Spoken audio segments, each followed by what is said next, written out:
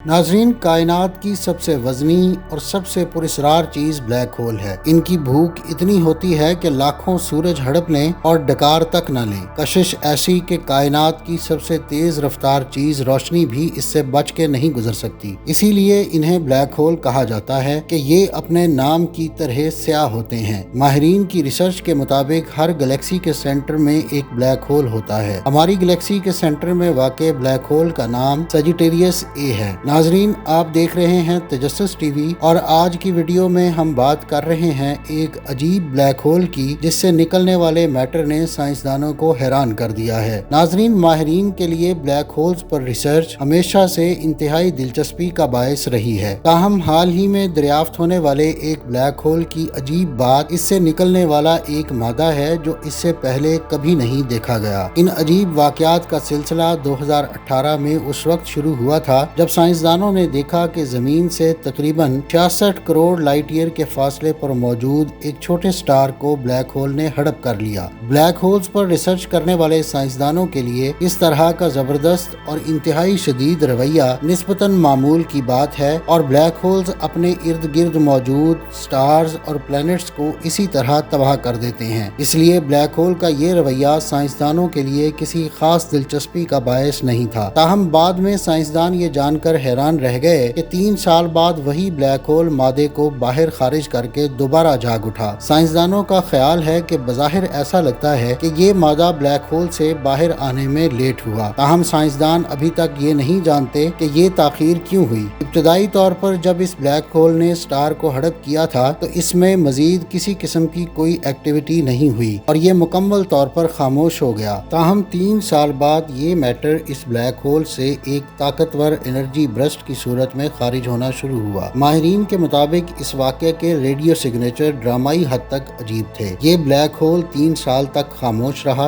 और फिर एक धमाके के साथ इससे रेडियो एनर्जी खारिज होना शुरू हो गई और एनर्जी भी ऐसी जो इंतहाई ताकतवर थी। मजीद ये कि ब्लैक होल से निकलने वाला मादा मामूल से कहीं ज्यादा तेजी से निकल रहा है। उसकी रफ्तार रोशनी की रफ्तार की निस्फ है, जबकि इसके मुकाबले में इस तरह के ज्यादातर वाक़यात में ये रफ्तार रोशनी की रफ्तार का सिर्फ 10% होती है। साइंसदान अब इस ब्लैक होल और इसके रवैये को बेहतर तौर पर समझने की कोशिश करेंगे और साथ ही ये जानने की भी कोशिश करेंगे कि आया ब्लैक होल ये सब कुछ माजी में भी करते रहे हैं और वो कभी ये देख नहीं पाए या वाकई ये इस तरह का पहला वाकया है। ब्लैक होल्स खतरनाक हो सकते हैं और जमीन के करीब इनकी मौजूदगी हमारी ग्रेविटेशन, सोलर सिस्टम के प्लैनेट्स की हरकत और शदीद रेडिएशन जमीन पर मौजूद जिंदगी के लिए खतरनाक हो सकती है। मगर अच्छी खबर ये है कि हमसे नजदीक तरीन ब्लैक होल भी हमसे कई हजार लाइट ईयर के फासले पर है। एस्ट्रोनॉमर्स के मुताबिक यूनिकॉर्न नामी ब्लैक होल जमीन से 1500 नूरी साल के फासले पर वाक़ है। इसकी खास बात यह है कि ये दूसरे ब्लैक होल्स के मुकाबले पर बहुत हल्का फुल्का है और इसका वजन सिर्फ 3 सूरजों के बराबर है। इसके मुकाबले पर आम ब्लैक होल इंतहाई भारी होते हैं। मिसाल के तौर पर हमारी कहकशां के सेंटर में वाक़ ब्लैक होल सजिटेरियस ए 40 लाख सूरजों के बराबर वजनी है। ब्लैक होल टेलीस्कोप से नहीं देखे जा सकते और इसकी वजह यह है कि जैसा कि नाम से जाहिर है ये स्याह होते हैं और किसी किस्म की रोशनी खारिज नहीं करते। ब्लैक होल्स को देखने के लिए साइंसदान दूसरे तरीके इस्तेमाल करते हैं। मिसाल के तौर पर यूनिकॉर्न का पता यूं चला कि साइंसदानों ने देखा कि ये ब्लैक होल एक करीबी सुर्ख स्टार के गिर्द चक्कर काट रहा है, जिससे स्टार से खारिज होने वाली रोशनी की शिद्दत मुसलसल कम ज्यादा होती रहती है। इसके अलावा ये भी पता चला कि कोई चीज इस स्टार को खींचकर इसकी शक्ल को तब्दील करके इसे गोल की बजाय लंबूतरा बना रही है, जिससे साइंसदानों ने नतीजा अखज़ किया कि